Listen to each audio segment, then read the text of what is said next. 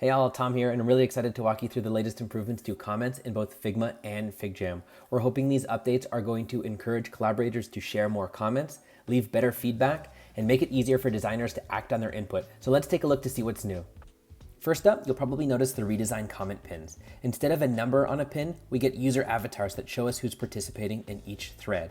Hovering over them will give you a quick preview. You might also notice that while I'm browsing these comments on the canvas, I don't have the commenting tool selected.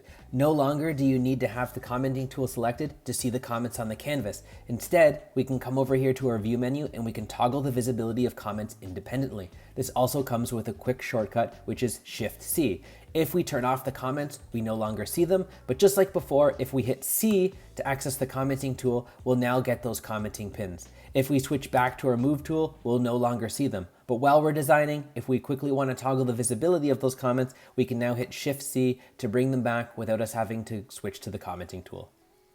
Next, let's take a look at some of the improvements to adding and responding to comments. I'm going to add a new pin here. I'm going to mention someone that I'm working with and add in my message. Now, if I want to add line breaks, I can hit Shift Return. And if I want to quickly add my comment to the file, all I have to do is press Return. Now my comment's added. Now, when I'm responding, you'll see that when I click on the pin, it opens the UI. And in addition to responding, I can also add reactions. A lot of the reactions that you know and love from FigJam are now available to you in comments. I'm going to thumbs up what Cynthia's suggestion is and say, sounds great. Now, I want to go and I want to work on some of the improvements that Cynthia is suggesting. However, sometimes I want to keep my comments open while I'm working. So you can now hit this button to dock the comments to the side of your window, or you can simply click and drag. Now I can keep those comments up while I switch between tools and go to work while referencing the comments. For the next improvement, let's head over to FigJam.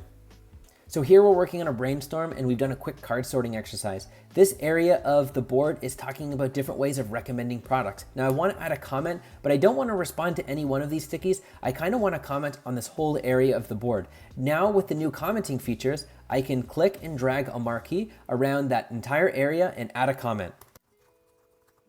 Now when users return to the comment, that entire area of the board will be centered within their viewport and they'll be able to see the bounding box which shows them what the comments is in reference to. Okay, we're back in Figma. Let's take a look at the commenting sidebar. I can now search and filter comments. If I want to see comments sorted by unread and only comments on the current page, I can quickly choose those options. I can also add an @ or a keyword here to find comments that I'm looking for quickly. And these improvements to the commenting sidebar also carry over to the prototype viewer. So here we are in presentation mode, and accessing the commenting tool will give us the exact same sidebar with all of the same search and filtering mechanisms.